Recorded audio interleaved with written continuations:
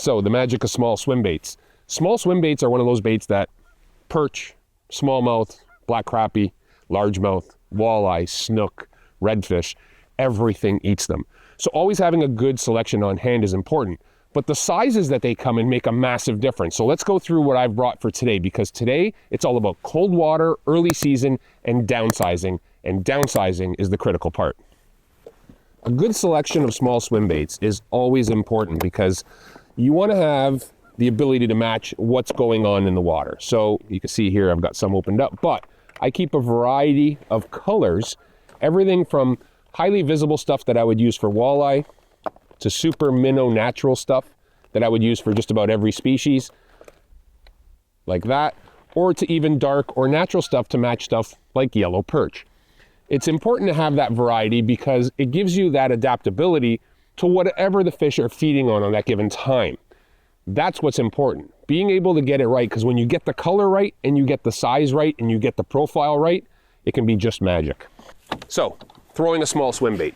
Your setup can be really, really important, but there's things that all have to come together between choosing the right rod, length, or power and action, the right size reel, the right pound test braid, even your fluorocarbon leader, and then you get to the nitty gritty. We're talking the jig head you're using and the bait you're throwing it on. So you want all of that to match. Because I'm throwing a small swim bait, I want something that's medium light. And I'm gonna get what I call one of my favorite rods for doing about a bunch of everything is this is the GLX 891S JWR. That means this rod is 89 inches in length, which is 7 feet 5 inches long, and it's a 1 power, so it's medium light, fast action.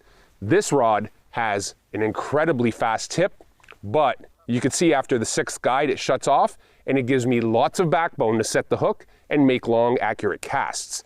This setup is virtually perfect. For the reel, I'm using a 3000 size Vanford, and the reason I want the 3000 Vanford is this is an XG model. So that means the gear ratio is super high, 37 inches of line per handle turn. And I spool this up with 5-pound Power Pro. Everybody asks me when I mention 5-pound Power Pro, like, why 5-pound Power Pro? Won't it break? 5-pound Power Pro actually on average breaks well over or around that 16-pound mark. I've never had an issue breaking it, but the benefit of it, besides the fact that braid has 0 stretch, it's incredibly sensitive, it has no memory. The big thing is the pound test of 5-pound test diameter is less than 1 pound test mono or fluorocarbon, making it incredibly easy for me to cast these small baits on a 1/8 ounce head very far. On the end of it, I'm running a 12-pound FC leader, so this is a fluorocarbon leader that I've tied on with an FG knot.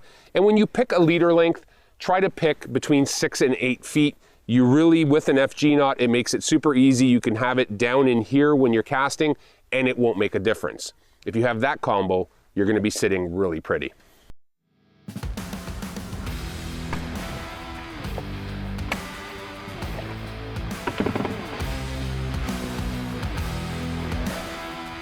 All right. Come on, fishies. That goes far. Got one. First cast. Oh my God, are you kidding me right now? Small swim baits, cold water. Did I just get cursed? I just caught one on the very first cast. Just a little guy, but oh my God.